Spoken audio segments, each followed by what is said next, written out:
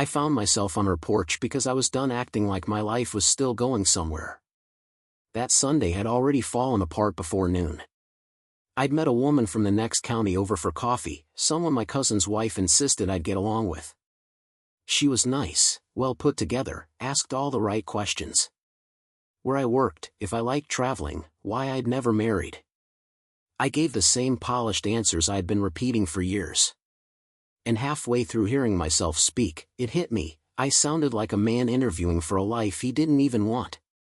By the time I got home, the house felt too quiet. Too clean. Like proof no one else had been there in a long, long time. I worked with my hands all week. Roofing, siding, repairs, whatever paid steady.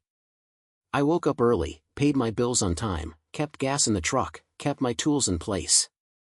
From the outside, nothing really looked wrong with me. In a town like ours, that mattered. People knew my truck. They knew my place. They knew I was dependable. Around here, that can pass for a full life if you let it. But some nights, especially Sundays, it hit me hard that I was 36, stuck in a life that had stopped moving years ago. A lot of that traced back to Emma. I met her right after she got out of school, already acting like this town was just temporary. She was sharp, fast, always talking about what came next. College first, then something bigger. Marketing, media, branding, one of those worlds where people throw around words like launch and platform like they mean everything. I loved how alive she felt. Back then, I thought that kind of restlessness meant she had fire. I figured if I stayed steady, she'd have something real to come back to. What I didn't see was she wasn't searching for something solid. She was chasing something farther. She didn't leave all at once. That might have been easier. Instead, it happened piece by piece. First her focus, then her patience, then her presence. By the time she finally packed and moved to Austin, I'd already been standing there alone for months, just too stubborn to admit it. Everyone in town saw it happen. No one had to explain it to me. The only person who never looked at me like I'd been a fool was her mother, Dana. Dana stayed. Same house past the feed store. Same porch. Same wind chime clinking whenever a truck sped by. Over the years, I'd helped her with small things. A loose step, a bad alternator wire, fixing fence posts after storms. Nothing unusual for a small town. You help people, especially the ones who've always treated you right. She'd make tea or hand me a plate of something, and we'd talk like people who didn't need to impress each other. She never tried to rewrite what happened with Emma. Never told me I was better off in that fake, cheerful way people do. She just spoke honestly. That alone made her different. So that Sunday, instead of sitting alone in my kitchen, I drove out to her place. She opened the door before I could knock twice. "You look like that date went amazing," she said. I let out a short laugh. "That obvious?" "Yes." She stepped aside. "Come in." Her kitchen smelled like apples and cinnamon. A pie cooled by the window. A dish towel rested on her shoulder. She wore jeans and an old gray shirt. No makeup that I could tell. Her hair clipped up like she'd been busy and didn't care who noticed. And for some reason, that tightened something in my chest even more. I sat at the table. "Can I ask you something without you giving me a polite answer?" She leaned back against the counter, arms crossed. "You came to the right place for that." I ran my thumb along the edge of the mug she placed in front of me. How's a man supposed to start over when he feels about 10 years older than he is? She didn't answer right away. That was another thing about Dana, she never rushed to fill silence with easy words. Finally, she said, "You're asking the wrong question." I looked up. "Starting over isn't the hard part," she continued. "Most people do that. They just find someone new and carry all the same mess into it. The hard part is telling the truth first." "About what?" "About whether you're lonely," she said. "Or whether you're actually ready." That hit harder than I expected. I looked down at my coffee and shrugged like it didn't matter. But she knew me too well. "You still sound like a man trying not to be a burden to anyone," she said. "That's not healed. That's just quiet." I leaned back, letting out a breath. Outside, the wind tapped the chime softly. Somewhere down the road, a dog barked once, then went silent. "I don't even know what ready looks like anymore," I admitted. Her expression softened, but not out of pity. "Then maybe stop chasing what it looks like." That should have been the end of it. Just advice. Just another talk in her kitchen with someone who'd seen enough of life to keep things real. But then she placed her hand over mine, just for a second. Warm. Steady. And something inside me shifted. Not like something breaking open, more like something turning, slowly, toward a different door. After that, I told myself I was reading too much into it. That was the smart thing to believe, so I kept repeating it. Dana touched my hand because she was kind. Because she knew I'd been carrying the same weight for years. Because some people still know how to show decency without making a big deal out of it. That was it. Nothing more.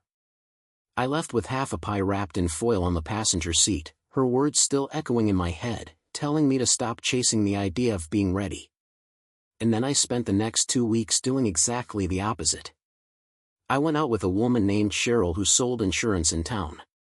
She laughed too hard at everything I said, even when I wasn't joking.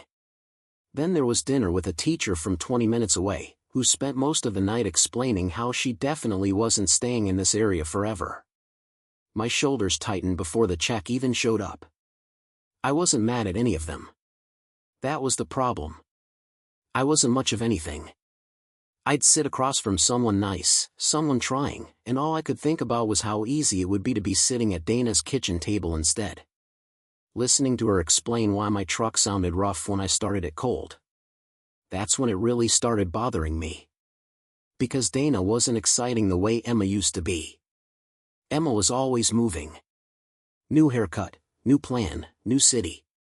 Always chasing the next version of life just outside the county line. Being with her felt like holding on to something already slipping away. I used to think that meant I was lucky. Dana was different. Nothing about her demanded attention. And somehow, that made it easier to keep giving her mine. She said what she meant. She stayed where she said she'd be. If she laughed, it was real. If she asked how I was, she actually waited to hear it. One Thursday after work, I stopped by to fix the screen door on her back porch.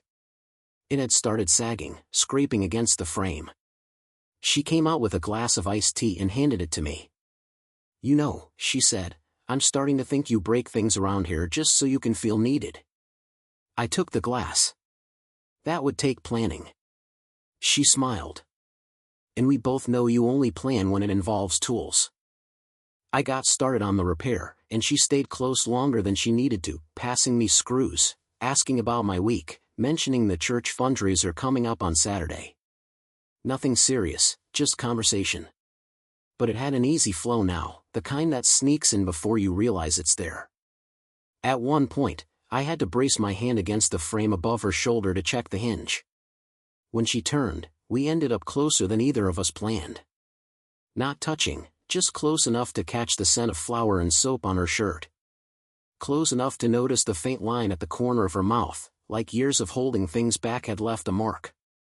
She looked at me a second too long. Then she stepped away and said, "You hungry?" like nothing had happened. Inside, she sliced tomatoes from her garden and made sandwiches like she'd been feeding me after small jobs my whole life. I sat at the counter while she moved around, and the dumbest thought crossed my mind: this feels like something. That should have scared me more than it did. After that, I started noticing how often I turned toward her without thinking. If I saw her at the hardware store, my mood lifted before we even spoke. If she texted asking where to patch a tire, I answered too fast. If I had a rough day, my mind went to her porch before my own place. She noticed too. Dana noticed everything. At the church fundraiser, we ended up side by side near the pie table while people moved around us with paper plates and folding chairs. I was carrying boxes in from the hall, and she was counting what still needed to go out. At one point, she brushed a crumb off my shirt without thinking, and a woman nearby saw it, smiled to herself, and walked on. Dana pulled her hand back like she'd been burned. That was the first moment it stopped feeling harmless. Later that night, I walked her to her car because the lot was dark and half the lights were out again. She unlocked the door, then paused with her hand on it. "You should give one of those women a real chance," she said, looking past me instead of at me. "Which one?" "Any of them." I let out a breath. "That doesn't sound like advice you believe." Her eyes met mine then, steady, but tired. "That's because I'm trying very hard to." I didn't answer. I couldn't. Something in the air had shifted too much for an easy reply. She gave a small nod, like she regretted even saying that much, then opened the door. Before getting in, she said quietly, "This is starting to look wrong. And the worst part is, I'm not sure it feels wrong." Then she drove off, leaving me standing there, my heart pounding so hard I felt young and old at the same time. I'm finally waking up. If you're enjoying my story, please like and subscribe. After the fundraiser, I kept my distance for almost a week. Not because I wanted to, but because I knew exactly why I should. A town like ours doesn't need facts to build a story. It just needs timing. A look that lasts too long. Two people laughing where they shouldn't. By morning, everyone fills in the rest. I knew it. Dana knew it better. She'd lived here longer, raised a daughter here, listened to years of people smiling to your face and talking the second you turned away. So I stayed busy. Took extra work. Helped a guy re-roof a shed near the county line. Cleaned my truck. Changed the oil, even though it didn't need it yet. I told myself space was the right thing. The respectful thing. By Thursday evening, I was standing in my kitchen eating crackers over the sink like a man twice divorced when her text came through. "You still alive, or did that church crowd scare you off?" I stared at it longer than I should have before replying. "Still alive." Then another message popped up. "Porch lights on if you feel like stopping by." No emoji. No extra words. Just that. I sat there holding my phone, knowing if I went, something would stop pretending to be harmless. I went anyway. She was already outside when I pulled up, sitting in a porch chair with a light blanket over her legs, even though it wasn't that cold. 2 glasses of sweet tea sat on the small table between us. She looked at me like she knew I'd show up, that I'd already lost the fight with myself. "Thought you were avoiding me," she said. I was. "How'd that work out?" "Not great." That got a real smile out of her, but it faded fast. I sat down, and for a moment, we just listened to the insects in the dark and the distant sound of a truck on the highway. Then she said, "We can't keep acting like we don't know what this is." My chest tightened. "And what is it?" She turned to face me fully. "That's exactly the question." I looked down at my glass. "Dana." No, her voice stayed calm, but firm. "You don't get to go quiet and hope I make this easier." I leaned back, exhaling. "I'm trying not to make a mess. And I'm trying not to become one." That hit harder than I expected. When I looked at her, she didn't look away. "I won't be the woman you drift toward because my daughter left," she said. "I won't be someone you settle into because you're lonely." There it was. The truth we'd both been circling. I opened my mouth, then closed it again. She nodded slightly, like she'd expected that. "That's what I thought." "It's not that simple." "Then say it plain." I stood and walked to the edge of the porch, because sitting still felt impossible. The yard was dark except for the porch light stretching a weak glow across the grass. I could feel her watching me. Finally, I spoke. "What I had with Emma." I stopped. Even saying her name felt like opening something I'd kept shut. Back then, I thought wanting someone badly meant you really saw them. I loved her. I did. But part of that love was how she made me feel, like my life could turn into something bigger. Like if she chose me, then I was going somewhere too. Dana stayed quiet. I turned back toward her. It took me a long time to admit she was never really standing still with me. I was chasing a future that kept moving. The porch stayed still. Then I said it, the part I'd been avoiding. That's not what this is with you. She looked away first, out toward the yard. You don't know that. I do. How? I paused. Because I don't feel like I'm chasing anything. Because with you, I feel more like myself than I have in years. Because the best part of my week has become your kitchen, your porch, your voice asking me questions I can't avoid. What I actually said was simpler. Because I'm not trying to become someone around you. I already am someone around you. Something in her expression shifted. Softer, but also heavier, like it meant more than either of us was ready to admit. You make me feel seen, I said. Not fixed, not handled, not judged, just seen. And once that hit me, I couldn't ignore it anymore.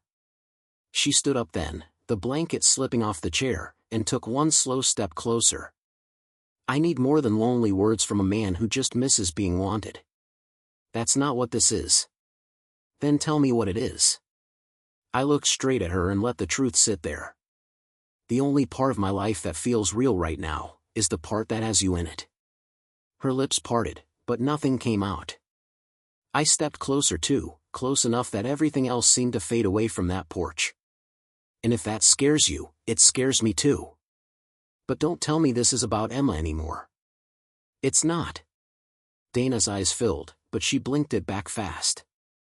You don't get to say that unless you mean it completely. I do. She studied my face like she was searching for the old version of me, the younger guy who confused wanting with understanding. Whatever she saw made her breathing shift. But she still shook her head once. Not yet. Just enough to admit the truth was finally out. And now neither of us could hide behind anything smaller. She didn't call the next day. I didn't go by her house either. That was probably the smartest thing either of us had done in a while. I worked a full Friday, but my head wasn't in it. Measured wrong twice. Dropped a socket off a ladder. Stood still longer than I needed to because my mind kept going back to her porch, and the look on her face when I told her the truth. Not the easy version, the real one. By evening, I was worn out in that useless way where your body is tired but your thoughts won't stop moving. Around 6, I cleaned up, changed shirts, and drove out there anyway. I didn't bring tools. That mattered. I didn't want an excuse in my hands. Her truck was there. Porch light on. I walked up, knocked once. When she opened the door, she looked like she already knew. Can I come in? I asked. She stepped aside. You don't need my permission, and you know that. Tonight I do. That made her pause, but she let me in. The house was quiet. No TV, just the low hum of the fridge and the late sunlight turning gold through the kitchen window. She stayed by the counter. I stayed near the table. It felt better like that at first. Honest. No hiding. I've had all day to think, I said. She crossed her arms. And I know what I need to say before you stop me. Something tightened in her expression, but she didn't interrupt. What I had with Emma was real, for who I was back then. I'm not going to lie about that just because it ended badly. I loved her. But I loved her like a younger man loves a life he thinks will prove something. I let that sit. I kept telling myself if I held on long enough, I'd end up in the future she wanted. That wasn't love seeing clearly. That was me reaching. Dana looked down once, then back up. With you, there's nothing to reach for, I said. That's how I know it's different. I'm not trying to be more interesting, more impressive, anything. I'm not trying to keep up. I'm not waiting to see if I get chosen. I'm just myself when I'm here. She swallowed, still quiet. I don't come to you because you're safe. I come to you because you're the only place I don't feel split in half. You're not what was left after her. You're who you've always been. And I was too blind for too long to see it. That landed. I could see it. Her voice came out low. You think that fixes the past? No. The town's still going to talk. She'll hear about it. Maybe she'll hate it. Maybe people already do. None of that changes what's true. Dana looked toward the sink. You make it sound simple. It's not simple, I said. It's just clear. That word brought her eyes back to mine. Clear. Not flashy. Not dramatic. Not something I'd confuse for fate just because it made me nervous. Just clear. She let out a breath and leaned a hand on the counter like she needed something solid. My problem, she said, is I know what it costs to be the practical choice. I've lived long enough to know men can mistake peace for love. I'm not mistaking it. How can you be sure? Because I'd spent years in noise. Because peace had never once made my heart hit this hard. Because wanting her didn't feel like settling, it felt like waking up. I stepped closer. Because this doesn't feel like less. It feels like the first honest thing I've done in a long time. Her eyes filled again, and this time she didn't hide it. She just let me see. Then she gave a soft, shaky laugh. You really chose the hardest road in the county, didn't you? Looks like it. And you still want it. I want you, I said. Not because you stayed. Not because she left. Not because I'm lonely. Because when I'm with you, my life feels like mine. For a second, I thought she might still turn away. Not from doubt, but from habit. From years of being the one who handled everything instead of asking for anything. But she didn't. She walked toward me slowly, every step felt, and placed her hand against my chest like she was making sure I was real. I needed to hear it like that, she said. I know. Then she kissed me. Not rushed. Not careful either. It felt like something we'd both already known, before either of us had the courage to say it out loud. When she leaned into me, the past didn't disappear. It just stopped controlling everything. A truck passed on the road. A dog barked somewhere in the distance. The town stayed exactly the same. But when she looked up at me, there was no confusion left. Just a choice. And for the first time in years, standing in that quiet kitchen as the evening light faded, I wasn't chasing anything anymore. I was home.